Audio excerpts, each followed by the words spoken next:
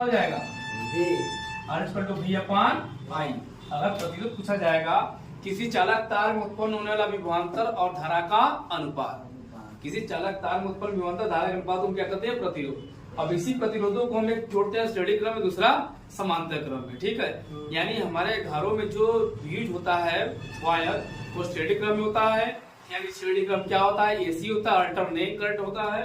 और समांतर क्रम में क्या? डीसी, डायरेक्ट डिस्ट्रीब्यूटेड जनरेटर कहते हैं।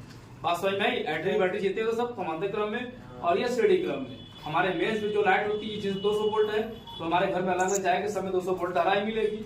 ये हमारे क्या होगा? श्रेणी क्रम में। और समांतर क्रम में क्या होता है? जनरेटर। समझे? क्योंकि देखो उसमें कहीं मेंस होता है, कहीं कुछ नहीं होता है, तार सार हम जोड़ते चले जाते हैं। तो उसी प्रक्रम में कराकर इसी प्रतिरोध को, दो तीन प्रतिरोध को हम श्रेणी क्रम में जोड़ दे, उसका मान R1 plus R2 plus R3 होगा। जहाँ R1 R2 क्या तार के प्रतिरोध है, समांतर क्रम में 1/R1 1/R2 1/R3। समांतर क्रम के लिए फॉर्मूला, श्रेणी क्रम के लिए ये फॉर्मूला। देखो क्वेश्चन हमको दिया 2 ओम 4 ओम के प्रतिरोध वाले परिपथ में श्रेणी क्रम में जोड़ा गया। इस वजह से तुल्य प्रतिरोध। तुल्य प्रतिरोध मतलब क्या होता है? जब जहां पर एक से अधिक प्रतिरोध जुड़ जाए उसको हम कहेंगे तुल्य प्रतिरोध। तो चूंकि दिया R1 2 R1 R2 4, चूंकि प्रतिरोधों को श्रेणी क्रम में जोड़े गए हैं, हमारा फॉर्मूला ये है।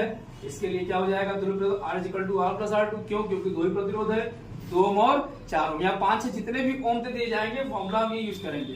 तो 2 ohm plus 4 ohm R equal to 6 ohm. अतः दिए गए संयोजन का तुल्य प्रतिरोध कितना आएगा? 6। बात समझ में आई?